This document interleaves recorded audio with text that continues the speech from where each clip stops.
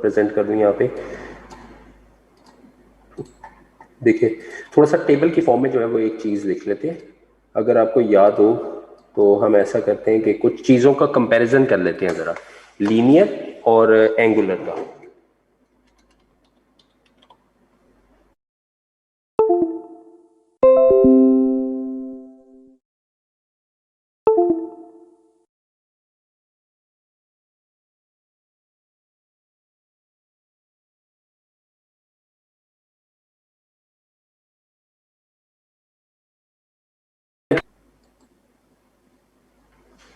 इसका रेप्लिका क्या होता था एंगुलर मोशन में?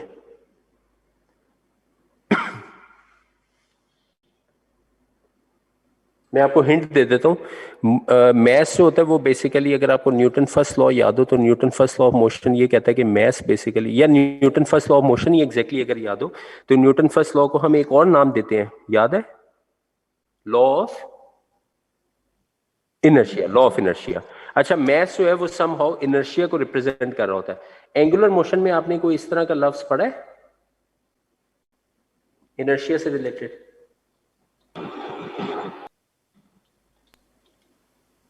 Moment of inertia. हम इसका जो मैस था इसका रेप्लिका क्या यूज किया करते थे? इससे मिलता जुलता लफ्ज जो है वो मोमेंट ऑफ इनर्शिया यूज किया करते थे, ठीक है? और आई से रिप्रेजेंट करते थे। मुख्तलिफ बॉडीज का ये मुख्तलिफ हुआ करता था। अच्छा, वेलोसिटी जो है इधर होती थी, velocity is equal to V. इधर हम क्या यूज किया करते थे दोस्तों एंगुलर साइड के ऊपर? Omega. Omega sir. Angular velocity, बिल्कुल ठीक है। इधर हम क्या यूज करते थे? Angular velocity. और अगर आपको याद हो इसका फॉर्मूला कुछ इस तरह से हुआ करता था, v is equal to R omega. Omega मैं नहीं लिख पा रहा, मैं उसको w लिख दिया, ठीक है? तो आप इसको जहन में रखिएगा, ये बेसिकली ओमेगा लिखा हुआ है। दोस्तों आपको ये नजर आ रहा है, विजिबल है? मेरी तरफ से ये बहुत छोटा लिखा जाता है तो मुझे डर ये लगता है कि, और अनफॉर्चुनेटली साइज की जो है वो मैं नहीं कर पाता चेंज। अच्छा, इसी तरह से मोमेंटम लीनियर साइड के ऊपर देखते हैं कि एक और लफ्ज हुआ करता था, मोमेंटम। आपको याद होगा मोमेंटम जो है उसको हम किससे रिप्रेजेंट करते थे? Is equal to P is equal to M V. आपको याद है एंगुलर साइड पे क्या लफ्ज होता था?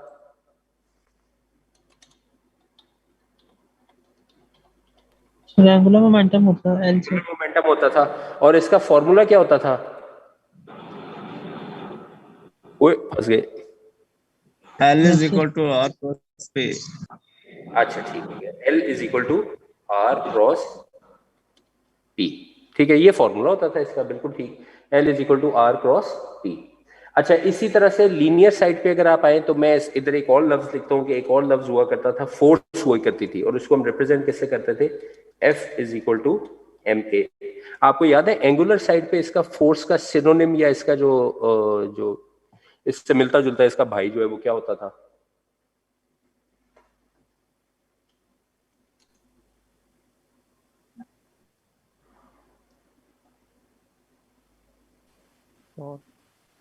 टॉर्क।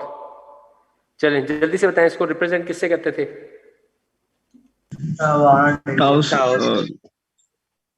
Cross F. इसको हम किससे रिप्रेजेंट करते थे? आर क्रॉस एफ के साथ। जबरदस्त हो गया, अभी तक सब कुछ ठीक चल रहा है। अच्छा, एक और चीज जरा नोट कर लेते हैं। काइनेटिक एनर्जी भी मुझे याद आ रहा है। काइनेटिक एनर्जी जो है वो इस केस में क्या होती थी? काइनेटिक एनर्जी वो होती थी के ई इज इक्वल टू, क्या फॉर्मूला होता था? 1/2 एम वी स्क्वायर। आपको याद है इधर इसका जो सिनोनिम है वो क्या होता था?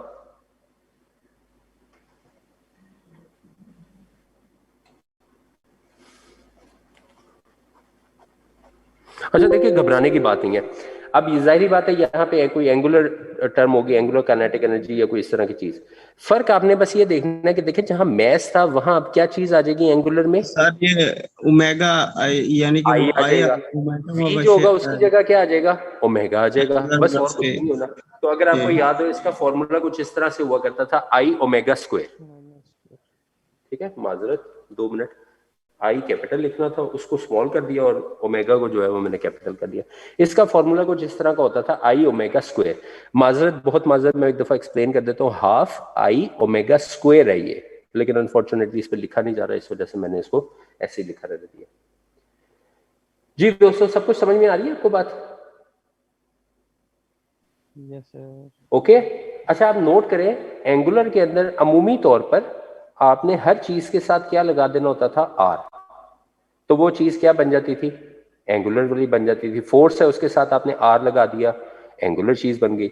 मोमेंटम है, उसके साथ आपने आर लगा दिया, तो वो क्या बन गई? एंगुलर मोमेंटम बन गया। ये थोड़ा सा डिफरेंट था, इसमें आपको omega is equal to V R होना चाहिए था, लेकिन ये असल में क्या है? V is equal to R omega.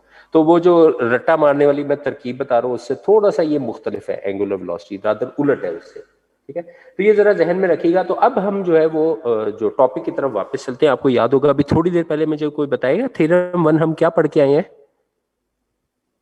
Quiz हो गया जल्दी से। The total linear momentum of a particle is equal to 0.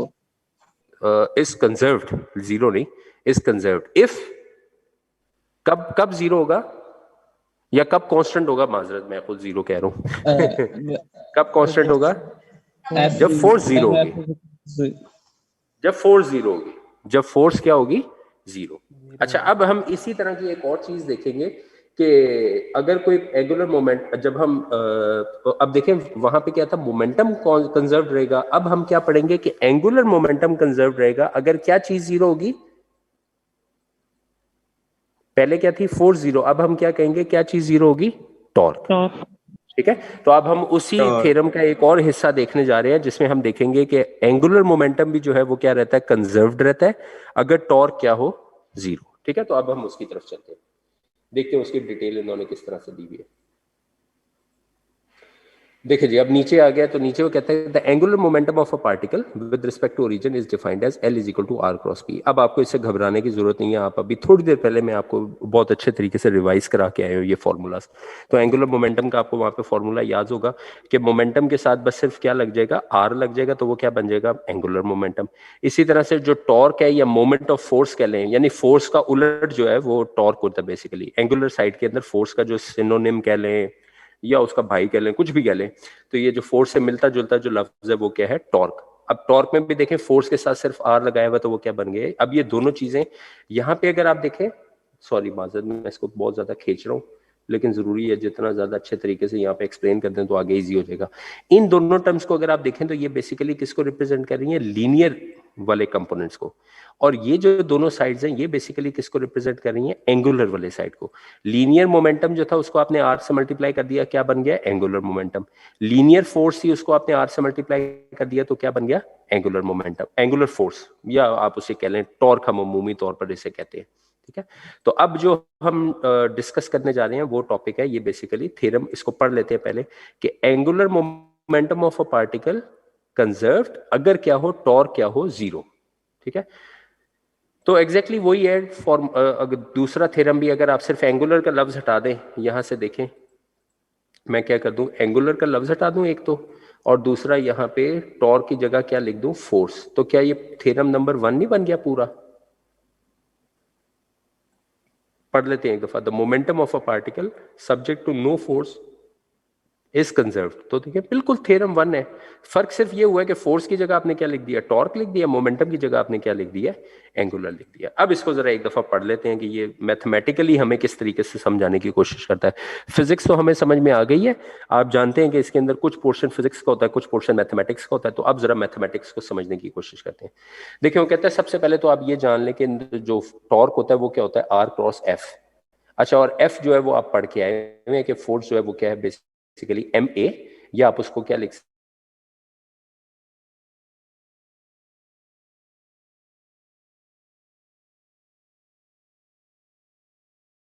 नहीं है। अच्छा, एम वी डॉट जो है, क्या आप उसको ये पी डॉट लिख सकते हैं कि नहीं लिख सकते? बताएं क्या फॉर्मूला यूज किया है इसने?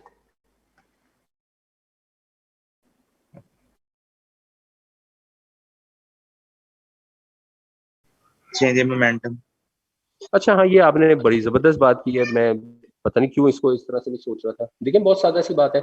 आप ये तो एक लंबे मेथड से आ रहा है, आप डायरेक्टली ये भी तो लिख सकते हैं कि आर क्रॉस एफ को आप क्या लिखते हैं? R cross P dot. ठीक है, बिल्कुल सही बात आपने की है, लेकिन मैं किसी और एंगल से आपको समझाने की कोशिश कर रहा था। मैं आपको ये कह रहा था, देखिए P dot is equal to M V dot लिखा हुआ है। क्यों लिखा हुआ है? देखिए क्यों, उसकी वजह है कि पी इज इक्वल टू क्या होता है? सॉरी, अब आपको बात सीख आ रही होगी। P इज इक्वल टू क्या होता है, mv। तो P डॉट जो होगा वो क्या बन जाएगा, m और v का डबल डेरिवेटिव, m और v का डेरिवेटिव। m तो चूंकि क्या है कांस्टेंट, m तो चूंकि क्या है कांस्टेंट, तो ये बेसिकली बनेगा v डॉट। तो ये बेसिकली P डॉट की वैल्यू जो है वो क्या आ गई, mv डॉट। खैर इसको यहीं पे छोड़ते हैं, ये हमारे पास टॉर्क का फॉर्मूला आ गया। दूसरी तरफ आप देखें, ये जो हमने फॉर्मूला लिखा था जो एंगुलर मोमेंटम का, उसको हमने क्या लिखा था, L is equal to R cross P. अगर दोनों तरफ डेरिवेटिव ले लें तो L dot is equal to D over T R cross P. और चूंकि ये दो चीजों का डेरिवेटिव है तो दोनों चीजों को आपको फर्स्ट टर्म का derivative second term as it is, फिर first term as it is second term का डेरिवेटिव। इसमें से इस स्टेप में किस तरह से गए हैं, क्या किया इन्होंने, सोचें जरा। अल्लाह अकबर। कोई सेंस बन रही है आपको, क्या इन्होंने करने की कोशिश की है।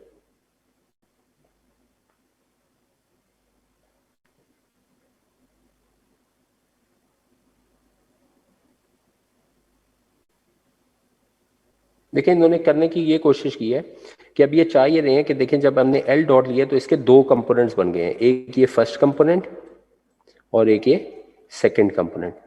इस स्टेप के अंदर ये करने की ये कोशिश कर रहा है कि आपको जो पहला वाला स्टेप है इसको वो क्या साबित करने की कोशिश कर रहा है, जीरो।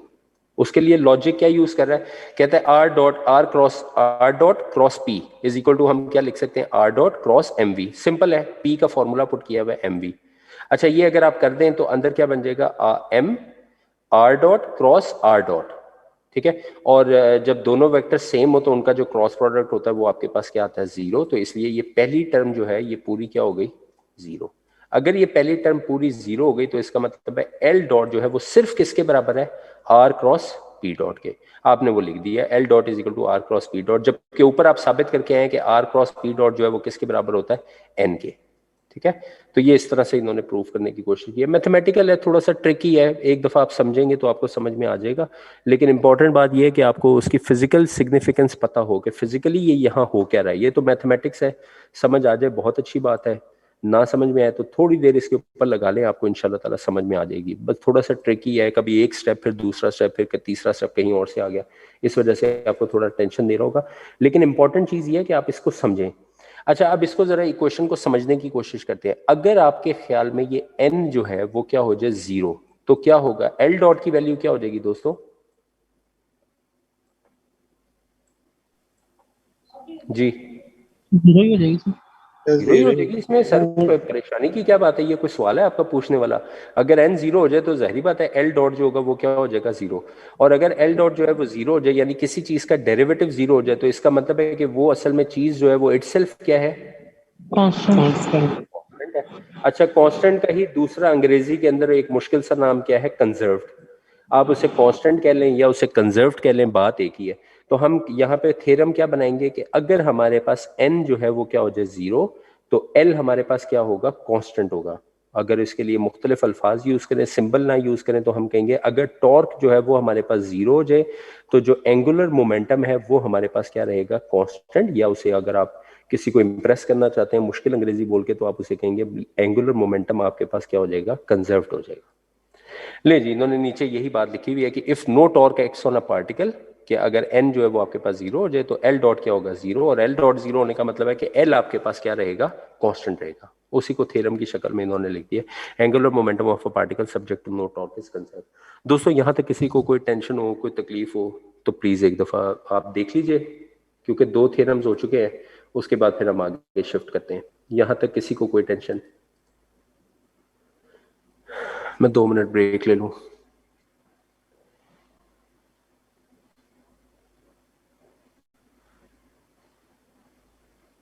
दोस्तों आपको समझ आती है, कोई टेंशन तो नहीं है। अनफॉर्चुनेटली हमें टाइम नहीं मिलता बात करने का, मैं आपसे पूछ नहीं पाता कि आपको मेरी समझ आ रही है कि नहीं आ रही, लेकिन वो आपके सामने सिलेबस की टेंशन होती है कवर कराने की, तो इसलिए मैं आपकी प्रॉब्लम सुन नहीं पाता हूँ। कोई टेंशन आपको, कोई आप चाहते हो कि इस तरीके से मैं मजीद इसको इम्प्रूव कर सकता हूँ या कोई चीज़ और इंक्लूड कर दिया करूँ, तो बता दीजिए प्लीज़।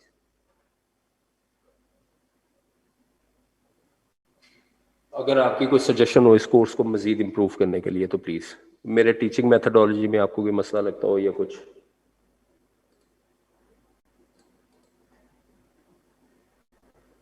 अच्छा जी, चलें जी आगे। ओके है सब कुछ? Yes sir. अच्छा, जबरदस्त हो गया। अच्छा, अगला पार्ट शुरू करने से पहले ना मैं अब उम्मीद एक बात जनरली इसको डिस्कस कर लेते हैं। आप मुझे बताएंगे दोस्तों, पोटेंशियल एनर्जी का यूनिट क्या होता है? जाउल होता जाउल है। अच्छा, काइनेटिक एनर्जी का जो यूनिट होता है वो दोस्तों क्या होता है? जाउल होता है, होता है। वर्क डन का जो यूनिट है वो आपने क्या पढ़ा था? वो भी जाउल होता है। वो भी जाउल पढ़ा था। तो किस्सा मुख्तसर ये, अगर मैं यूनिट्स को देखूं तो मुझे लग ये रहा है कि अगर किसी चीज के यूनिट सेम आ रहे हो तो वो चीजें आपस में इंटरलिंक्ड होनी चाहिए, वो किसी एक ही चीज को रिप्रेजेंट कर रही हैं। अब देखें, पोटेंशियल एनर्जी है, काइनेटिक एनर्जी जो है वो भी एनर्जी है। तो वर्क डन, मुझे लगता ये है कि वर्क डन भी समहाउ रिलेटेड है एनर्जी के साथ। अब हम इसी से मिलती जुलती कोई बात डिस्कस करेंगे। एक बात ये अपने जहन में रखिएगा कि आप लोगों ने इस बात को तस्लीम किया कि पोटेंशियल एनर्जी, काइनेटिक एनर्जी और जो वर्क डन है, इन सब का यूनिट क्या होता है? जाउल। अच्छा, और हम शुरू से पढ़ते भी आ रहे हैं, मैट्रिक एफएससी से अगर आप गौर करें तो हम ये पढ़ते आ रहे हैं कि वर्क डन जो है, अगर हम किसी ऑब्जेक्ट के ऊपर वर्क करते हैं लेट से, तो या तो उसकी स्पीड जो है वो इंक्रीज हो जाएगी या डिक्रीज हो जाएगी, मतलब डिपेंड करता है कि वर्क डन पॉजिटिव है या नेगेटिव है। तो हम देखते ये है कि अगर हम किसी ऑब्जेक्ट के ऊपर वर्क करते हैं तो उसकी काइनेटिक एनर्जी क्या हो जाती है? इंक्रीज हो जाती है ना? तो हम उधर ये कहते थे कि वर्क डन हमने किया और वो वर्क डन किसके अंदर कन्वर्ट हो गया? काइनेटिक एनर्जी में। या ये भी होता था कि अगर आपने किसी ऑब्जेक्ट को रेज किया वर्टिकली, किसी ऑब्जेक्ट को ऊपर की तरफ उठाया, तो फिर उसमें कौन सी एनर्जी चेंज होती थी? Potential energy. फिर हम ये कहते थे कि अब जो हमने सारा का सारा वर्क किया वो सब किसके अंदर कन्वर्ट हो गया? पोटेंशियल एनर्जी के अंदर। तो इनकी जो इंटर कन्वर्जन है दोस्तों, ये कोई नई बात नहीं है, हम मैट्रिक एफएससी से इसको पढ़ते हुए आ रहे हैं कि वर्क डन जो है वो समहाउ कभी केसेस के अंदर काइनेटिक एनर्जी में कन्वर्ट हो जाता है, किसी केस के अंदर भी किस में कन्वर्ट हो जाता है? पोटेंशियल एनर्जी में। डिपेंड ये करता है कि ऑब्जेक्ट ने वर्टिकली मूव किया है या हॉरिजॉन्टली मूव किया है या किस तरह से। खैर एनीवेज, अब इसको जरा एक दफा पढ़ लेते हैं। कहता है, if work is done on a particle by a force in transforming the particle from condition 1 to condition 2, then work is defined as W12 is equal to F dot D R. अच्छा, कोई बस आपको एवं आपका blood pressure high करने के लिए इसको मुश्किल अंदाज में लिखने की कोशिश की हुई है। हम इसको एक दफा रिवाइज कर लेते हैं। वर्क डन जो हम शुरू से पढ़ते हुए आ रहे हैं वो क्या होता है? Work done is equal to force cross distance. ठीक है। अच्छा, एक बात इसमें याद रखने की ये होती है कि जो वर्क डन है ये स्केलर प्रोडक्ट है कि वेक्टर प्रोडक्ट है दोस्तों? जल्दी जल्दी जल्दी जल्दी, टाइम कम है, अब हमारे पास 20 मिनट है बस, और अभी हमने काफी कुछ कवर करना है। स्केलर है सर। स्केलर प्रोडक्ट है। अच्छा, बहुत सादा सी बात है। देखें, स्केलर प्रोडक्ट वो होता है कि जिसमें आप दो वेक्टर्स का प्रोडक्ट लें और आपके पास आंसर जो है वो क्या है? Scalar quantity. तो वो कौन सा होता है? Scalar product. और स्केलर प्रोडक्ट की मिसाल जो आज वो निशानी है वो क्या है कि आपको इन दोनों टर्म्स के दरमियान क्या नजर आएगा? डॉट। अगर आपको क्रॉस नजर आए, मिसाल के तौर पर भी थोड़ी देर पहले हमने टॉर्क को डिफाइन किया था, तो टॉर्क में क्या कर रहे थे हम? R cross F. तो उसमें अगर आपको याद हो, फोर्स भी आपके पास वेक्टर था, आर भी आपके पास वेक्टर था, तो रिजल्टेंटली जो आपके पास टॉर्क आता था वो भी क्या आता था? वेक्टर। तो इस प्रोडक्ट को हम क्या नाम देते हैं? Vector product. और इसमें आप निशानी देखें, यहाँ पे अब डॉट नहीं यूज हुआ बल्कि क्या यूज हुआ है? क्रॉस। खैर, इससे किस्सा मुख्तसर ये कि हमने ये देखा कि जो हमारे पास जो वर्क डन का फॉर्मूला होता था दोस्तों, वो शुरू से हम ये पढ़ते आ रहे हैं कि वो फॉर्मूला होता था एफ डॉट एस। अच्छा, अब इसमें नई शोखी इन्होंने क्या दिखाई है? शोखी इन्होंने ये दिखाई है कि अगर आप 1 से लेके 2, मतलब किसी एक पॉइंट से लेके किसी दूसरे पॉइंट पे शिफ्ट हुए हैं, तो आप इंटीग्रेशन यूज कर लें। कोई बड़ी बात नहीं है कि 1 पोजीशन से आप किधर गए हैं? 2 पोजीशन पे, तो आपकी इंटीग्रेशन लिमिट आ गई 1 से लेके 2 तक। एफ डॉट डी आर ये हो गया बेसिकली। चलें आगे चलते हैं। अच्छा जी, एफ डॉट डी आर को हम किसी और तरीके से लिख सकते हैं। इसको एक दफा प्रूफ करके देखते हैं कि क्या वर्क डन वाकई काइनेटिक एनर्जी के इक्वल है।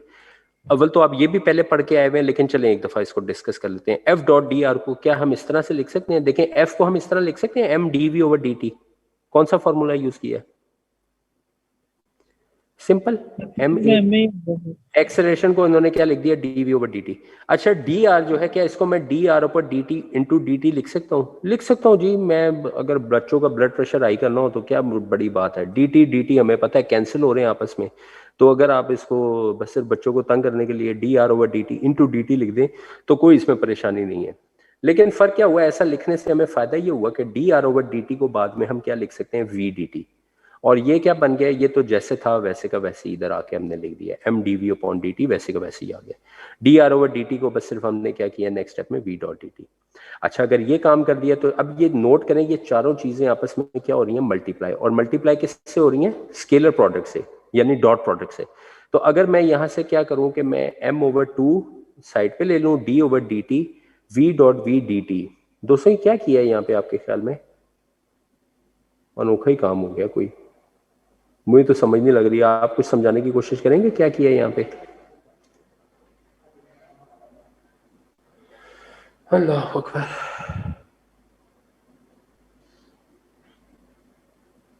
जी दोस्तों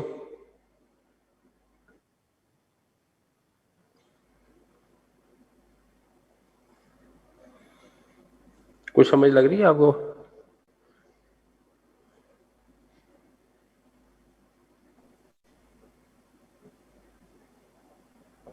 सर 2 की समझ नहीं आई। कुछ समझ नहीं आ रही, ऐसे तो ना करें, 2 का कुछ तो समझ आनी चाहिए। आपके ख्याल में क्या किया है यहाँ पे।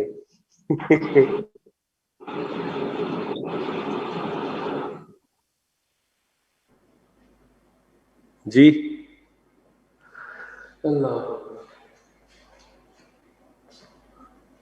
तो मुझे जो लग रहा है कुछ किया ही है, कुछ कारीगरी इन्होंने ये दिखाई है कि आपके पास ये एक फॉर्मूला आ रहा था एफ डॉट डी आर का, यानी कि वो आ रहा था M D V upon D T into V D T, और उसको फिर इन्होंने कन्वर्ट करने की कोशिश की है काइनेटिक एनर्जी के अंदर।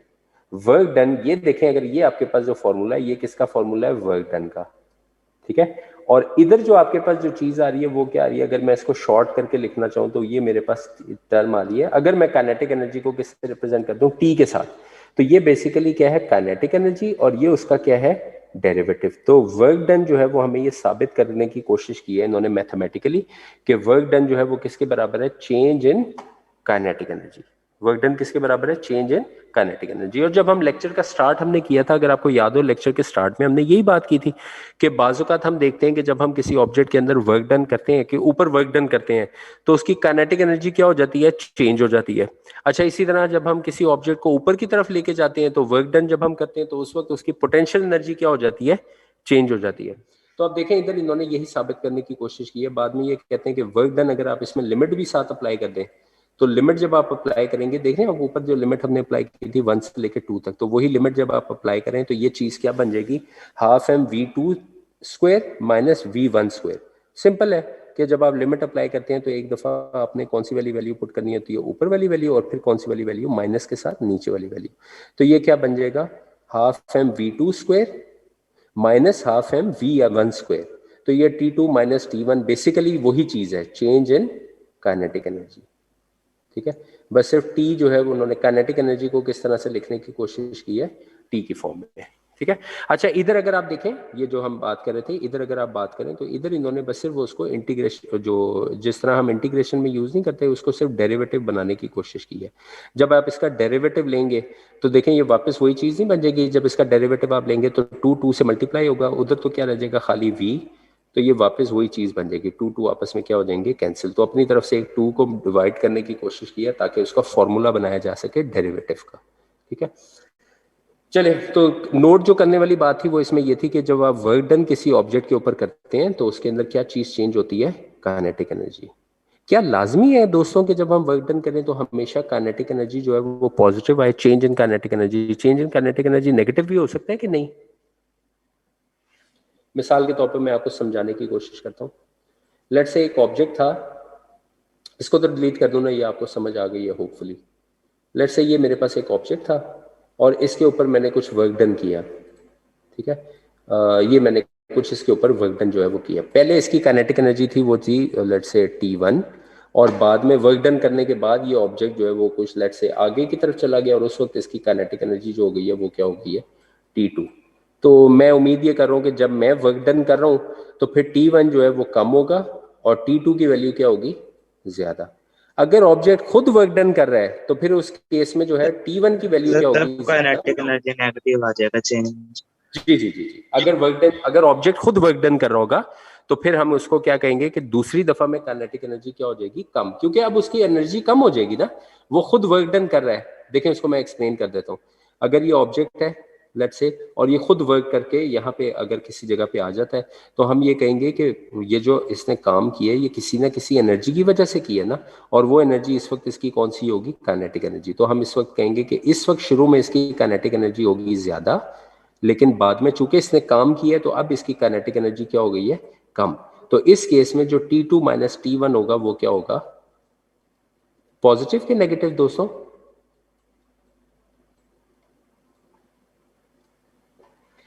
नेगेटिव होगा ना,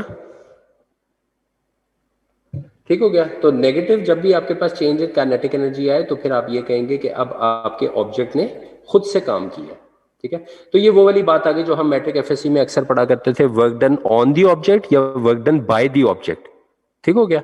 तो ये उसमें आपको याद हो कि उसमें ये नेगेटिव साइन की थोड़ी टेंशन हुआ करती थी, तो अब आपको क्लियर हो जाना चाहिए कि जब हम किसी ऑब्जेक्ट के ऊपर काम करते हैं तो वो उसकी वजह से जो काइनेटिक एनर्जी और निस्बतन क्या होती है, इंक्रीज करती है। अल्लाह अकबर। अच्छा जी,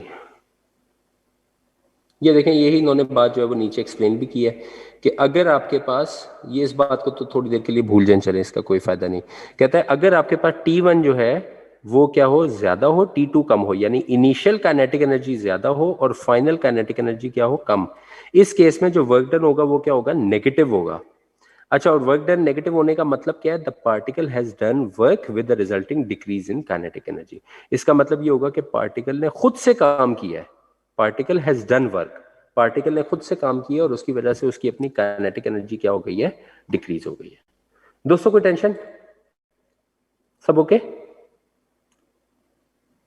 अच्छा, इसी चीज को जो है वो हम पोटेंशियल एनर्जी की फॉर्म में भी लिख सकते हैं, और पोटेंशियल एनर्जी की फॉर्म में लिखने को, अब इसको ज्यादा डिटेल के अंदर नहीं जाएंगे, आपके सामने टाइम थोड़ा सा कम है, तो मैं डायरेक्टली आपको बता देता हूं कि अगर किसी ऑब्जेक्ट को, ये तो अभी हम बात कर रहे थे ना कि किसी ऑब्जेक्ट को आपने लेट से फॉरवर्ड डायरेक्शन में मूव करवाया, आपने इस डायरेक्शन में मूव करवाया तो ये पार्टिकल इधर आ गया, तो अब इसकी काइनेटिक एनर्जी चेंज होगी। एक और तरकीब ये भी तो हो सकती है कि ऑब्जेक्ट जो है वो आपके पास किधर मूव करे, ऊपर की तरफ मूव करे। जब ये ऊपर की तरफ मूव करेगा तो अब इसकी काइनेटिक एनर्जी बेसिकली चेंज नहीं हो रही, बल्कि इसकी कौन सी वैल्यू चेंज हो रही है, इसकी पोटेंशियल एनर्जी। तो इसी तरह का फॉर्मूला जो है वो जिस तरह काइनेटिक एनर्जी का था, इसी तरह का एक फॉर्मूला किस में एग्जिस्ट करता है, पोटेंशियल एनर्जी के साथ भी, U1 minus U2, F dot D R is equal to U1 minus U2। इसमें भी थोड़ा नेगेटिव का रोला है, इसको आप पढ़ेंगे तो आपको अंदाजा हो जाएगा कि, अच्छा एक बात और, कि अगर आपके पास कंजर्वेटिव फोर्स हो तो फिर ये डिपेंड नहीं करता कि आप किस पाथ से इसको लेके गए हैं, मतलब इसको आप जिस मर्जी पाथ के थ्रू लेके जाएं, पोटेंशियल जो वर्क डन होगा वो हमेशा पाथ इंडिपेंडेंट होगा। आपको याद होगा इसके लिए हम एक लफ्ज यूज किया करते थे, पाथ इंडिपेंडेंट। जो वर्क डन होता है वो हमारे पास कंजर्वेटिव फोर्स के लिए क्या होता है, पाथ इंडिपेंडेंट। जिस मर्जी पाथ के थ्रू लेके जाएं तो वो आपके पास जो वर्क डन होगा वो क्या होगा, पाथ इंडिपेंडेंट। अनफॉर्चुनेटली आपके सामने अब चूंकि टाइम कम है तो मैं इसको ना कंजर्वेटिव फोर्स को बहुत ज्यादा अच्छे तरीके से एक्सप्लेन नहीं कर पाऊंगा। डिस्टिंक्शन में आपको बता देता हूँ कि कंजर्वेटिव फोर्स की एक पहचान ये है कि उसमें पाथ जो होता है, पाथ इंडिपेंडेंट होता है वर्क डन। इसके मैं वीडियोस एक दो और एक जो है वो इंशाल्लाह ताला कोई वेब लिंक जिसमें आप इसकी डिटेल जो है वो अच्छे तरीके से पढ़ सकें, तो कंजर्वेटिव फोर्स की वो मैं आपको शेयर कर दूंगा। है तो पुराना टॉपिक, आप पढ़ के आए हुए हैं पहले मैट्रिक एफएससी में, लेकिन मेरी जिम्मेदारी है कि मैं आपको थोड़ा बहुत उसका आइडिया दे दूं। तो एक वीडियो आप देखेंगे, उस वीडियो के अंदर कि जो फ्रिक्शन फोर्स होती है वो कंजर्वेटिव फोर्स नहीं होती, नॉन कंजर्वेटिव होती है, ठीक है। तो उसमें आपको फर्क पता लगेगा कि कौन कौन सी फोर्सेज जो है वो कंजर्वेटिव है और कौन कौन सी फोर्सेज जो है वो नॉन कंजर्वेटिव है, ठीक है। तो इसकी मैं इंशाल्लाह ताला, ये प्रॉमिस है कि मैं आपको वीडियो इसकी शेयर कर दूंगा। खैर अभी फिलहाल आप ये समझें कि अगर आपके पास ये फोर्स जो है वो कंजर्वेटिव हो तो आप एक, इससे पहले जो है जब आप ग्रेडियंट का टॉपिक आपने पढ़ा था तो उसमें आपने ये पढ़ा था कि फोर्स जो होती है वो किसके बराबर होती है, gradient of you, negative gradient of you. In fact ये अभी 2 दिन पहले जब हम न्यूमेरिकल्स कर रहे थे तो उसमें भी हमने ये फॉर्मूला पढ़ा था। तो 2 दफा आप ये फॉर्मूला पढ़ चुके हैं न्यूमेरिकल्स के अंदर भी, और उससे पहले जब हमने ग्रेडियंट का टॉपिक पढ़ा था उसमें भी। तो F is equal to minus del U, ठीक है। ये भी बेसिकली उसी को रिप्रेजेंट कर रहा है आपके पास, जो जो जिस तरह का पिछला टॉपिक हम पढ़ के आए हैं कि वर्क डन जो है वो काइनेटिक एनर्जी के चेंज के बराबर, इसी तरह वर्क डन जो है वो पोटेंशियल एनर्जी के भी चेंज के बराबर होता है। अच्छा जी, एक और थोड़ी सी मुश्किल वाली बात जो है वो यहाँ पे एक और है, उसको भी डिस्कस कर लेते हैं, वो है लास्ट थ्योरम। उसको थ्योरम को पहले पढ़ लें। थ्योरम है जी, total energy of a particle in a conservative force field is constant in time. ये एक और मजेदार बात है कि अगर आपके पास कोई ऐसी फोर्स लग रही है किसी पार्टिकल के ऊपर जो क्या है, कंजर्वेटिव, ठीक है, कोई कंजर्वेटिव फोर्स किसी पार्टिकल के ऊपर लग रही है तो उस उसका जो टोटल एनर्जी है वो क्या रहेगा, कांस्टेंट इन टाइम।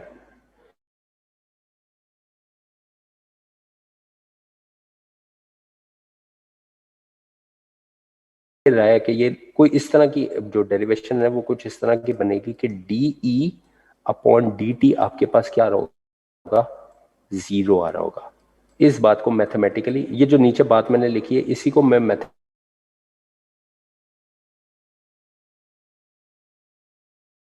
के लिहाज से, टाइम के लिहाज से, तो वो एक ही सूरत है अगर वो टोटल एनर्जी कांस्टेंट रहे टाइम के लिहाज से, तब जब उसका डेरिवेटिव एनर्जी का डेरिवेटिव या चेंज को, बेसिकली डेरिवेटिव को आप देखें, मुख्तलिफ शक्लें हम देख रहे हैं, यू डॉट भी हम लिखते हैं, यू डॉट, लेकिन जब हम लिखते हैं ना तो उसका मतलब होता है विद रिस्पेक्ट टू टाइम। आप देख रहे हैं कि जहां पे एक्स डॉट आ रहा है वहां पे डेरिवेटिव किसके लिहाज से लिया हुआ है, टाइम के लिहाज से। तो ये फर्क थोड़ा सा जानने की कोशिश करें कि जब भी आपके पास टाइम के लिहाज से डेरिवेटिव होगा तो फिर उसमें क्लासिकल मैकेनिक्स में आप अमूमन उसके लिए क्या यूज कर रहे हैं, डॉट। लेकिन किसी और चीज के लिहाज से अगर डेरिवेटिव, जिस तरह यहाँ पे डिस्टेंस के लिहाज से डेरिवेटिव आ गया, तो उसके लिए हम खास तौर पर एक लफ्ज यूज करते हैं और वो लफ्ज क्या है, ग्रेडियंट। ठीक है, ये बात आपने याद रखनी है कि ग्रेडियंट को मैं हर दफा आपको बता रहा हूँ, gradient with respect to distance है, derivative with respect to distance. तो और क्लासिकल मैकेनिक्स में दूसरी बात काम की क्या है कि जब आपके पास derivative with respect to time होगा तो सिंपल ये करें कि जिस चीज का डेरिवेटिव है उसके साथ क्या लगा दें, डॉट। तो ये डॉट इंडिकेट करेगा कि ये एक्स का derivative with respect to time है। डेल आपने लगा दिया तो ये शो कर रहा होगा कि ये यू का डेरिवेटिव है with respect to some distance. खैर, किस्सा मुख्तसर, ये सारी बातें फजूल की थी, ये यहां तक हम पहुंच गए, यहां तक हमें कोई इतराज नहीं है, ये सब कुछ ओके है। फिर उसके बाद वो एक स्पेशल कंडीशन बताता है कि वो स्पेशल कंडीशन क्या है कि अगर आपके पास कोई ऐसी फोर्स आ जाए। अब देखें, ये जो टाइम डेरिवेटिव हमने अभी बात की थी, हमने ये कोशिश कर रहे हैं शुरू से, मैं आपको बता रहा हूं कि हम कोशिश ये करेंगे किसी ना किसी तरह DE अपॉन DT का आंसर क्या आ जाए, 0। लेकिन ये हर केस में नहीं है। आपको याद है जब हम टॉपिक हमने शुरू किया था तो हमने कहा था कि कुछ कॉन्सिक्वेंसेज होंगे लेकिन किसी खास कंडीशन की वजह से। ऐसे ही नहीं मुंह छोड़ के हमें कह दिया कि बस DE ओवर DT जो है वो आपके पास क्या आएगा, 0। किसी खास कंडीशन में, और वो खास कंडीशन इस थ्योरम में क्या है दोस्तों, टोटल एनर्जी कब हमारे पास कंजर्व रहेगी, जब वो खास कंडीशन क्या है कि कौन सी वाली फोर्स हो,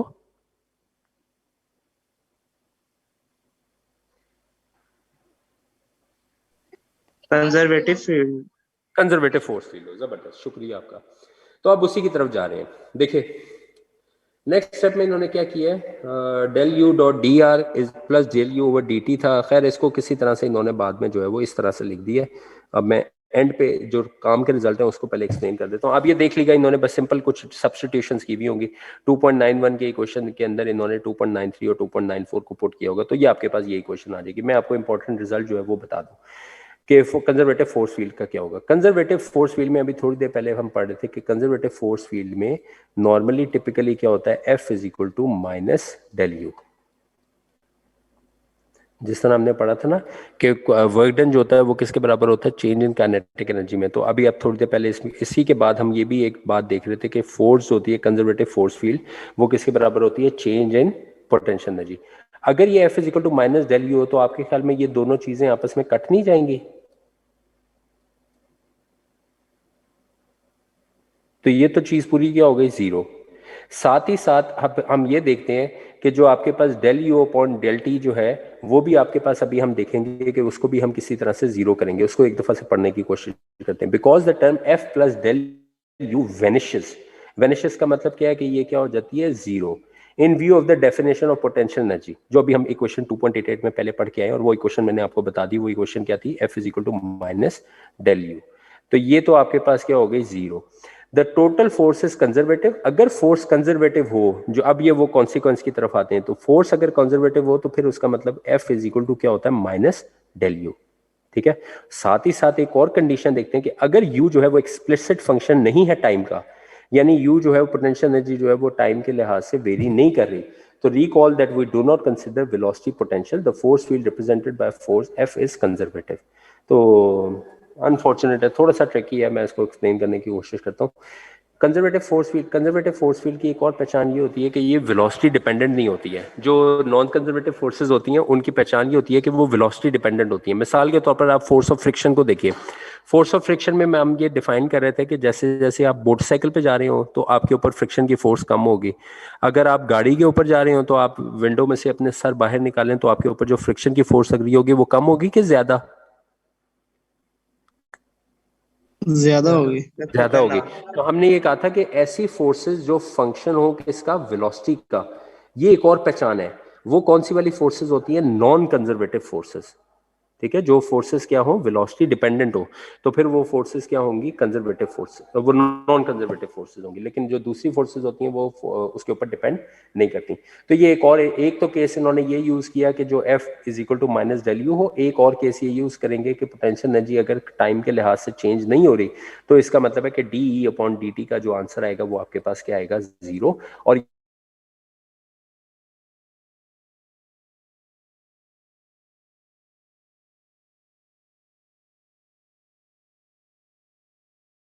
होगे तो फिर F जो है वो डेल यू के बराबर नहीं होगा। ठीक है, तो हमने ये देखा कि हम कुछ ना कुछ थ्योरम्स हमने प्रूव करने की कोशिश की, लेकिन उनकी एक खास कोई रीजन थी।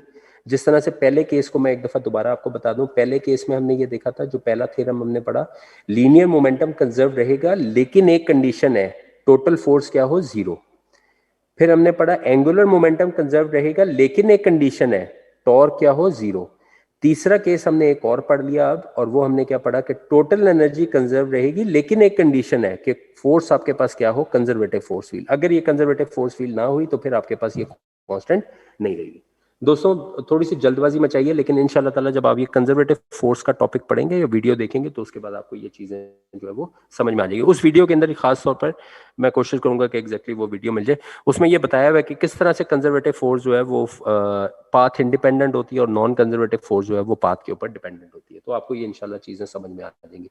शुक्रिया आप लोगों के ज्वाइन करने का। मैं अटेंडेंस जो है वो सबकी मार्क कर दूंगा। ठीक है, दूसरे असल में टीचर आ गए हैं जिनकी क्लास है। शुक्रिया आप लोगों का जी। अल्लाह हाफिज। अल्लाह हाफिज।